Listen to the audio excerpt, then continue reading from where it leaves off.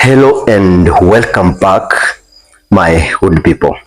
Thank you so much for tuning in once again to my YouTube channel, DMTV Kenya, the home of fearless, honest, and deep political conversation.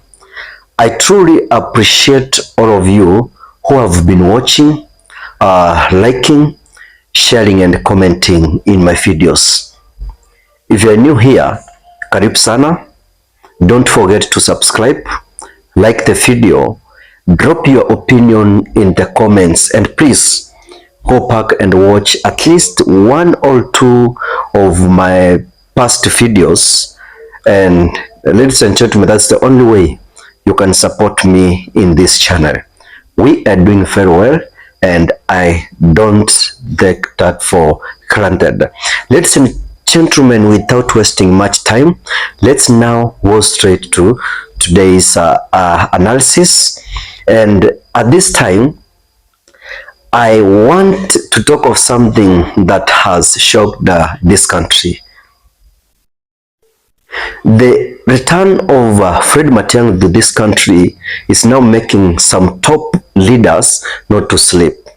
And to make matter worse, there was a meeting Fred Matiang'i has done with Gen Z today. This is the first time he landed in this country, and he has done his first meeting with Gen Z. What does this mean politically? Fred Matiang'i is not not a stranger to power. He served in one of the most powerful cabinets during President Uhuru Kenyatta's administration.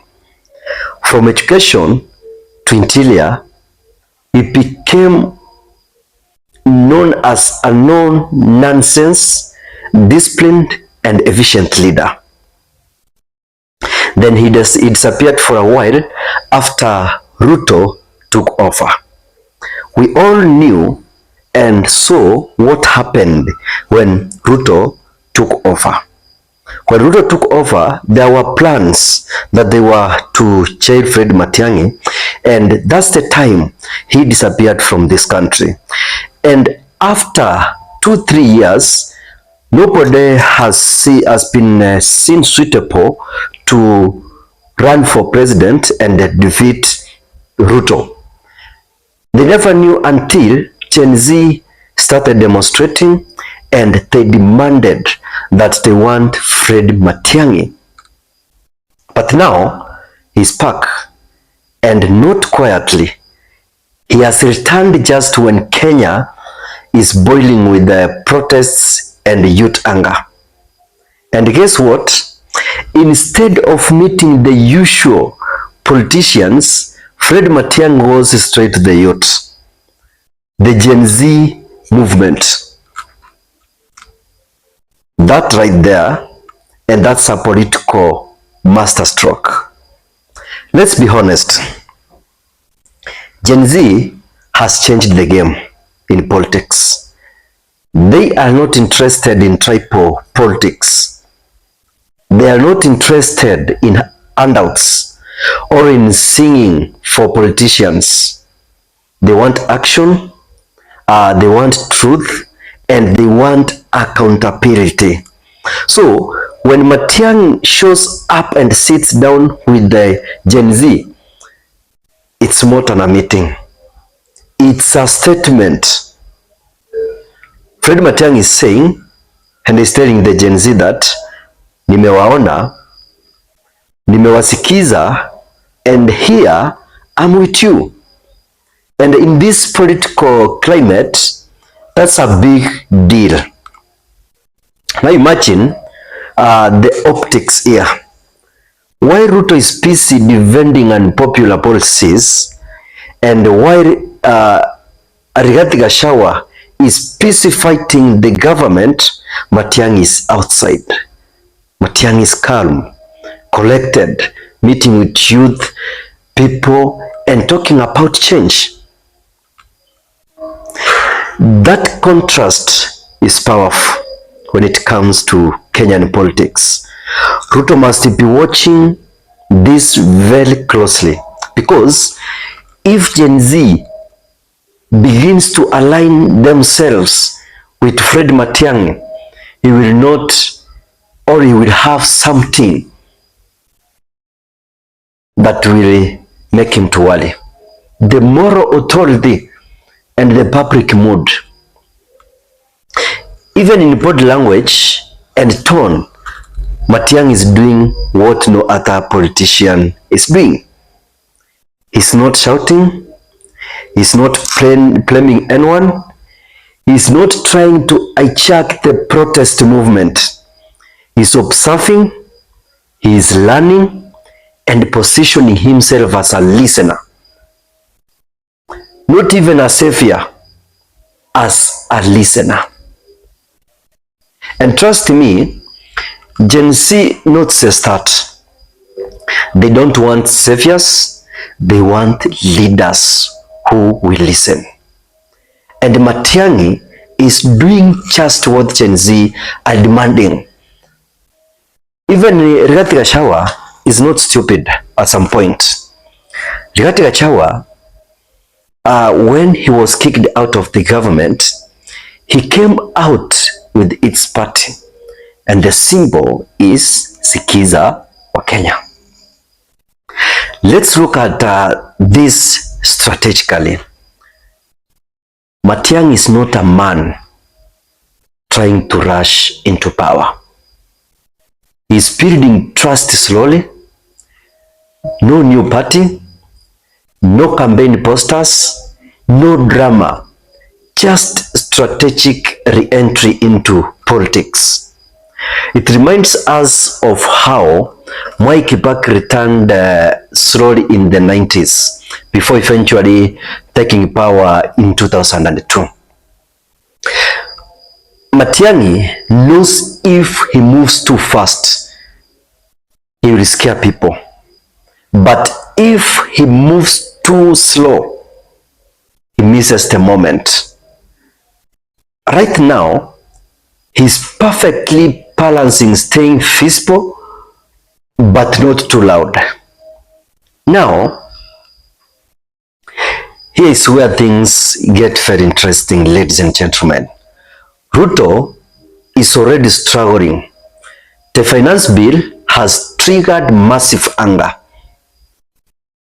His own former deputy president Rigathi is now revealing deep cracks in the government. And this is what I said, that the greatest mistake Ruto did is impeaching Rigathi Gachagua. And now, as if that's not enough, Fred Matiang'i, calm, experienced, and disciplined, is stepping back onto the scene. Something they never expected that it would happen in this country. The pressure now is building. The panic is rising within the government. The State House must now prepare for a real political threat. It gets sometimes deeper. Gen Z is not just protesting. They are organizing. They have lawyers. They have content creators. They have influencers, and even artists all coming together. This is a new political force the government needs to worry about. Where is Kebaso Murara? Where are those Gen Zs who are leading protests? Because for the last few days, I've not seen those guys who are front, calling themselves Gen Z leaders, talking about the death of Albert Ojwang. But that's not the discussion in this analysis. The discussion here is how Matiang'i is coming with powerful strategies. Matiang'i continues to work with Gen Zs, not to lead them, but walk with them. He becomes not just a candidate, but a symbol of generation, a symbol of generation unity, a bridge between past experience and future hope. And let's not forget his record. When Matiang'i was in charge of education, he saw discipline. When he was at interior, security operations improved. Love him or you hate him, the man knows how to run government. That's why international partners take him seriously. Remember, when Ruto and former President Uhuru Kenyatta had differences, Matiang'i was the one who was taking charge of the country when the president was out of the country. That's why I'm telling you, you love Matiang'i or you hate him, the man knows how to run the government. And in this moment, where Kenyans are tired of jokes, where Kenyans are tired of theatrics, Matiang'i comes across as start serious, with sober mind, with better options to run this country. Some Kenyans are asking, can he really win the 2027 race? The answer is, it depends. It depends on who he partners with. It depends on how he will continue to engage with young people, the Gen Z. And it depends on whether he stays clean, humble, and focused. But one thing is clear here. His return to the country has changed the political conversation in less than 24 hours. No one can ignore him right now. So, what does this mean for President Ruto? It means that his biggest political threat may not be Raila Odinga, Kalonzo Musyoka, or maybe Rigathi Gachagua. It may be a silent, strategic, and now re-energized Fred Matiang'i. Someone who is backed by the youth and respected by the international community. If Ruto doesn't act wisely right now, he could face a united youth movement and angry public, and also a calm alternative. That's a nightmare for any sitting president. What do you think? Is Matiang'i the new hope for this country? Is Matiang'i the new hope Kenya needs? Can he lead a new coalition with Gen Z to deliver real change in this country in 2027? Or is it still too early to tell what Matiang'i is likely to do?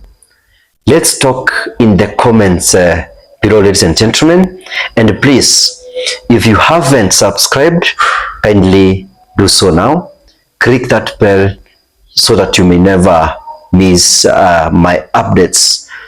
Goodbye and stay tuned.